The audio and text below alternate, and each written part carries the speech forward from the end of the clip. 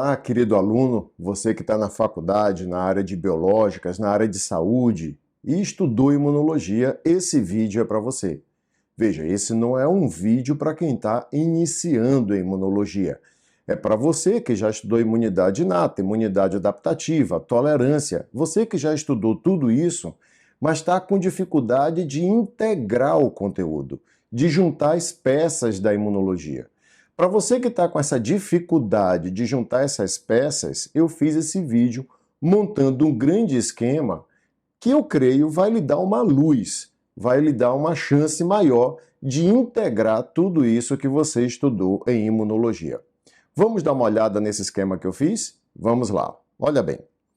Você sabe que as células da imunidade imunológicas são produzidas aqui na medula óssea. Então, a medula óssea gera o linfócito B. O linfócito B tem um receptor para antígeno, que é o anticorpo, a imunoglobulina. Veja bem, repare só. Você tem que produzir milhões de anticorpos diferentes para reconhecer milhões de antígenos diferentes. Mas você não tem como ter milhões de genes. Um ser humano tem algo em torno de 20 mil genes. Como é que com 20 mil genes nós vamos conseguir produzir milhões de anticorpos diferentes? É aí, olha, que na medula óssea ocorre um rearranjo gênico aleatório. Então lembre que para gerar anticorpos diferentes, na hora de formar o linfócito B na medula óssea, ocorre uma recombinação gênica aleatória. Então nós não nascemos com genes para anticorpos prontos. Eles vão sendo montados aleatoriamente na hora de formar o linfócito B na medula óssea. Mas como esse processo é aleatório, tem um problema. Se é aleatório, você pode acabar gerando um linfócito B com um anticorpo que reconheça um antígeno seu. Você pode acabar gerando um linfócito B autorreativo. É aí que na medula óssea ocorre a chamada seleção negativa. Aqueles linfócitos B que tiverem anticorpos autorreativos, anticorpos que reagem a você mesmo, tem duas opções para ele. Se o anticorpo é autorreativo, se o linfócito B tem um anticorpo autorreativo, há duas opções. Primeira, ele morre. Elimina esse linfócito B que tem um anticorpo autorreativo. Agora, alguns linfócitos B com anticorpos autorreativos ganham uma nova chance e fazem um novo rearranjo gênico aleatório. Se mesmo com essa nova chance ele continuar autorreativo, aí não tem mais jeito. Ele vai, na seleção negativa, morrer. Mas se com essa nova chance que ele ganhou, ele acabar produzindo um anticorpo que não é mais autorreativo, aí você forma um linfócito B naive, que é encaminhado para os linfonodos. Um linfócito B naive é um linfócito B virgem, que ainda não encontrou o antígeno para o qual ele foi feito. Tudo bem? Vamos em frente. A medula óssea também gera linfócito T. O receptor do linfócito T não é um anticorpo. O receptor do linfócito T é um TCR. E também tem que ser produzidos milhões de TCRs diferentes. Então, o linfócito T também passa por um rearranjo gênico para gerar uma enorme variedade de TCRs, de receptores de linfócito T. Só que o processo de seleção do linfócito T não ocorre na medula óssea. O processo de seleção do T vai acontecer no timo. No timo, o linfócito T vai passar por duas etapas. A primeira é a seleção positiva. Por que positiva? Porque vai passar pela seleção positiva quem identificar, quem reconhecer corretamente moléculas do nosso MHC. Então, os linfócitos T que reconheceram o meu MHC vingam. Se o linfócito T não reconhece moléculas do meu MHC ou reage fortemente a elas, aí ele será eliminado. Vai passar pela seleção positiva quem identificar moléculas do meu MHC da forma correta. Ter afinidade com o meu MHC, não ignorar o meu MHC, nem reagir a ele. Quem responder corretamente a moléculas do meu MHC, vinga. Aí há duas opções. Se ele reconheceu moléculas do MHC de classe 2, vai se diferenciar no linfócito T4. Se ele reconheceu moléculas do MHC de classe 1, ele vai se diferenciar em linfócito T8. Essa é a primeira parte, a seleção positiva. Ele identificou corretamente moléculas do meio MHC. Agora eles têm que ser encaminhados para a seleção negativa. Eles não podem ser autorreativos. Eles não podem ter TCRs que reajam contra antígenos meus. Agora vem a seleção negativa. Agora, não, na positiva, ele tinha que reconhecer o MHC. Na negativa, ele não pode reconhecer os meus antígenos. Porque senão eu vou gerar linfócitos T autorreativos e eu vou ter um problema com autoimunidade. Então veja o que vai acontecer agora. Na seleção negativa, se o linfócito T8 identificar um antígeno meu e reagir a ele, ele morre. Se ele passa pela seleção negativa, tudo bem, ele pode ir para os linfonodos, caso ele não reaja a meus antígenos. Se ele não for autorreativo, está liberado para os linfonodos. Quanto aos linfócitos T4, há duas possibilidades.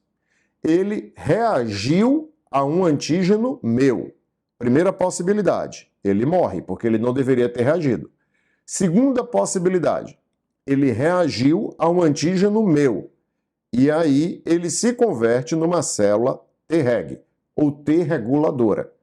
Essa célula T reguladora também vai para os linfonodos. E olha que elegante, pessoal.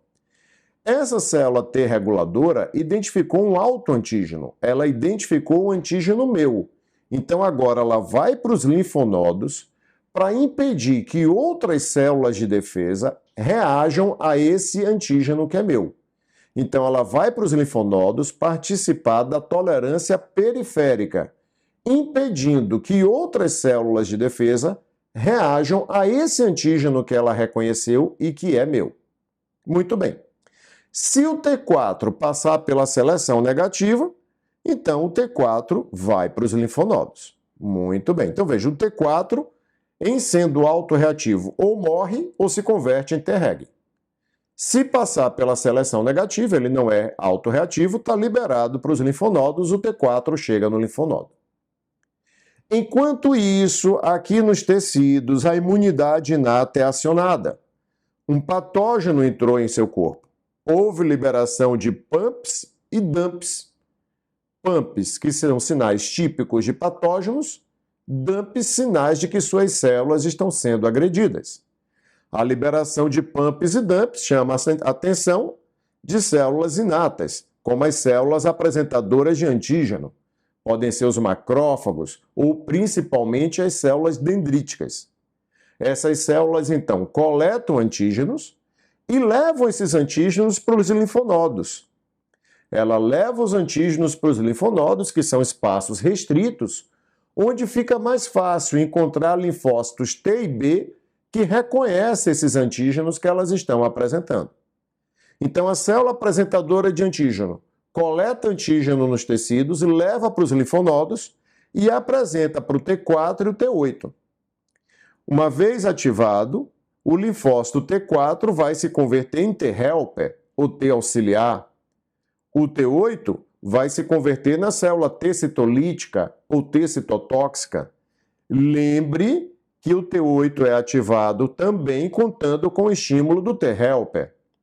A célula T helper, T auxiliar. Auxiliar por quê? Porque ela auxilia na ativação de outras células de defesa, entre elas a T8, para que T8 seja ativada em T citotóxica.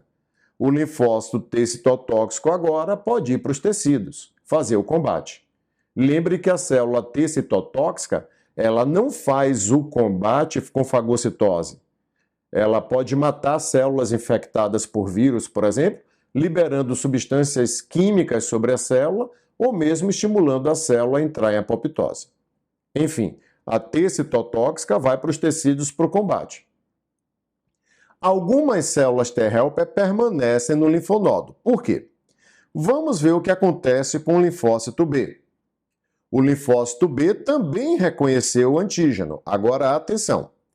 Se o antígeno que o linfócito B reconhece for um polissacarídeo, for um carboidrato, ele é ativado sem o estímulo do T. Se o linfócito B reconhece o antígeno, que é um polissacarídeo, ele é acionado sem o estímulo do T-helper. E aí ele vai produzir plasmócitos de curta duração. Essa aqui é uma forma mais primitiva de gerar plasmócitos que gerarão anticorpos. O trabalho é muito mais eficiente quando o linfócito B é ativado com o auxílio do T-helper. Porque quando o linfócito B é acionado com o auxílio do T-helper, vai haver o processo de troca de classe. Porque lembre, a primeira imunoglobulina produzida é sempre a IgM. Mas quando o linfócito B é acionado a partir do T-helper, ele pode mudar de IgM para IgA, para IgG, para IgE. Ele pode produzir uma imunoglobulina mais adequada ao tipo de problema que o corpo está enfrentando. Quando o linfócito B é acionado com o estímulo do T-helper, além da troca de classe da imunoglobulina, passa-se por um processo de maturação de afinidade, em que o anticorpo vai ficando cada vez melhor, cada vez com mais afinidade ao antígeno. E é daqui que vêm as células B de memória. Então, para gerar linfócitos B de memória, o linfócito B tem que ser acionado pelo T-helper. Se é um polissacarídeo antígeno, não tem a participação do T-helper, não tem troca de classe, não tem maturação de afinidade, não tem linfócitos B de memória. Então, quando a ativação vem pelo T-helper, e aí o T-helper liberando citocinas, dependendo do tipo de T-helper que está participando, vai produzir IgA, IgG, IgE, dá uma resposta melhor, mais específica, e vai gerando anticorpos cada vez melhores com o processo de maturação de afinidade. Além disso, os plasmócitos agora são de longa duração. Bom, então quando o antígeno é um peptídeo, quando o antígeno é proteico, o linfócito B é acionado a partir do estímulo do T-helper, e aí fica um trabalho muito mais completo. Esses plasmócitos vão para o sangue secretar os anticorpos que vão combater a infecção. Então, pessoal, esse foi o esquema geral que eu fiz, unindo aqui a imunidade inata com a imunidade adaptativa, entendendo quando em que circunstâncias tem a troca de classe, a maturação de afinidade, que ocorre quando o antígeno é proteico. Se o antígeno é um polissacarídeo, não tem participação dos linfócitos T. Então, aqui, uma tentativa de fazer você integrar melhor os assuntos de imunologia. Se você gostou dessa aula, se você precisa de mais imunologia, eu dou curso com aulas ao vivo para você. Pode ser individual, você pode reunir uma turma e marcar um curso de imunologia por meio desse WhatsApp que está aparecendo aqui embaixo. Eu mando uma apostila em PDF, por exemplo, essa aqui de imunidade inata, apostila com os esqueminhas e a gente vai preenchendo no decorrer da aula. Tem imunidade inata, essas apostilas você recebe por PDF. Inflamação, imunidade adquirida, imunidade moral, tolerância e autoimunidade, as hipersensibilidades, as imunodeficiências, transplante. E aí é o seguinte, você entra em contato e diz desses assuntos o que é que você precisa nesse momento e a gente monta o curso específico à sua necessidade. Por exemplo, em algumas escolas tem um módulo Mecanismos de Ataque e Defesa, em que une microbiologia com imuno, vê a estrutura do vírus, a biologia da bactéria, como esses micro-organismos e os parasitas nos atacam, como nós nos defendemos.